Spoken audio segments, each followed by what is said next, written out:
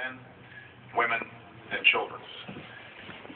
It was nearly 10 years ago that a bright September day was darkened by the worst attack on the American people in our history. The images of 9/11 are seared into our national memory.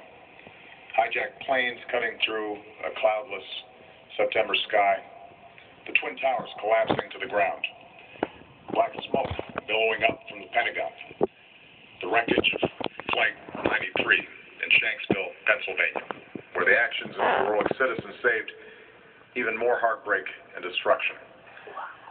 And yet we know that the worst images are those that were unseen. The empty seat at the dinner table, children who were forced to grow up without their mother or their father, parents who would never know the feeling of their child's embrace, nearly 3,000 citizens taken from us, leaving a gaping hole in our hearts. On September 11, 2001, in our time of grief, the American people came together. We offered our neighbors a hand, and we offered the wounded our blood. We reaffirmed our ties to each other and our love of community and country. On that day, no matter where we came from, what God we prayed to, or what race or ethnicity we were united as one American family.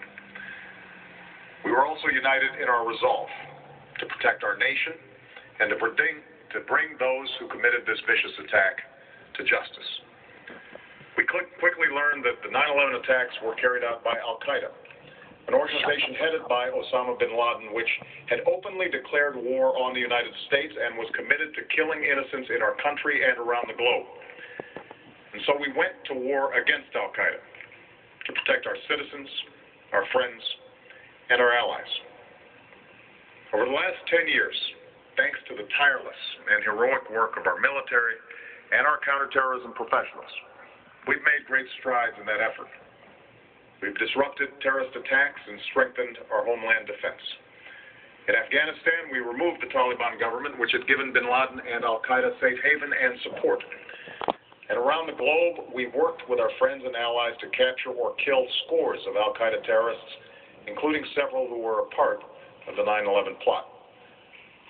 Yet, Osama bin Laden avoided capture and escaped across the Afghan border into Pakistan. Meanwhile, Al-Qaeda continued to operate from along that border and operate through its affiliates across the world.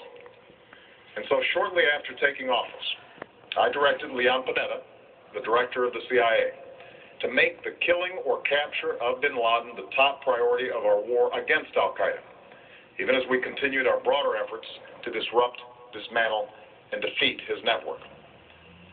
Then, last August, after years of painstaking work by our intelligence community, I was briefed on a possible lead to bin Laden. It was far from certain, and it took many months to run this thread to ground. I met repeatedly with my national security team as we developed more information about the possibility that we had located bin Laden hiding within a compound deep inside Pakistan. And finally, last week, I determined that we had enough intelligence to take action and authorized an operation to get Osama bin Laden and bring him to justice. Today, at my direction, the United States launched a targeted operation against that compound in Abbottabad, Pakistan. A small team of Americans carried out the operation with extraordinary courage and capability. No Americans were harmed. They took care to avoid civilian casualties. After a firefight, they killed Osama bin Laden and took custody of his body. For over 2 decades, bin Laden has been Al-Qaeda's leader and symbol, and has continued to plot attacks against our country and our friends and allies. The death of bin Laden marks the most significant achievement to date in our nation's effort to defeat Al-Qaeda. Yet his death does not mark the end of our effort. There's no doubt that Al-Qaeda will continue to pursue attacks against us. We must, and we will, remain vigilant at home and abroad. As we do, we must also reaffirm that the United States is not and never will be at war with Islam. I've made clear, just as President Bush did shortly after 9/11, that our war is not against Islam. Bin Laden was not a Muslim leader. He was a mass murderer of Muslims. Indeed, al-Qaeda has slaughtered scores of Muslims in many countries, including our own. So his demise should be welcomed by all who believe in peace and human dignity. Over the years, I've repeatedly made clear that we would take action within Pakistan if we knew where bin Laden was. That is what we've done.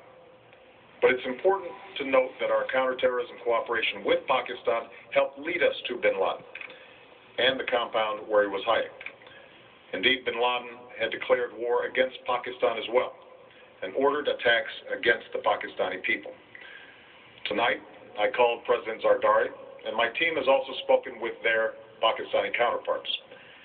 They agree that this is a good and historic day for both of our nations. And going forward, it is essential that Pakistan continue to join us in the fight against al-Qaeda and its affiliates. The American people did not choose this fight. It came to our shores and started with the senseless slaughter of our citizens. After nearly 10 years of service, struggle, and sacrifice, we know well the costs of war. These efforts weigh on me every time I, as Commander-in-Chief, have to sign a letter to a family that has lost a loved one, or look into the eyes of a service member who's been gravely wounded. So Americans understand the costs of war. Yet, as a country, we will never tolerate our security being threatened, nor stand idly by when our people have been killed. We will be relentless in defense of our citizens and our friends and allies. We will be true to the values that make us who we are. And on nights like this one, we can say to those families who have lost loved ones to al-Qaeda's terror, justice has been done.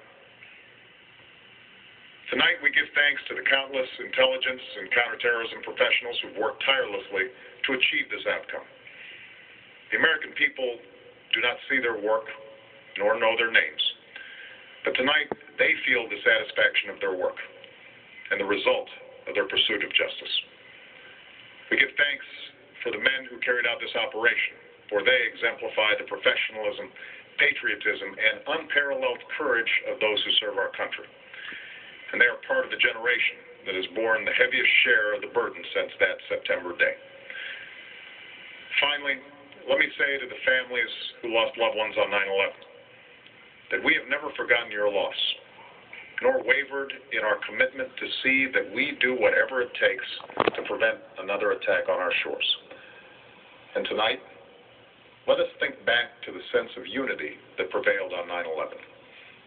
I know that it has at times frayed, yet today's achievement is a testament to the greatness of our country and the determination of the American people.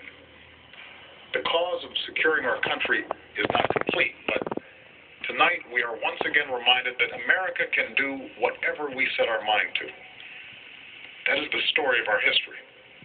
Whether it's the pursuit of prosperity for our people or the struggle for equality for all our citizens, our commitment to stand up for our values abroad, and our sacrifices to make the world a safer place. Let us remember that we can do these things not just because of wealth or power, but because of who we are. One nation, under God, indivisible, with liberty and justice for all. Thank you. May God bless you. And may God bless the United States of America. We have just been listening to President Barack Obama addressing the nation to share the news that terrorist Osama bin Laden has been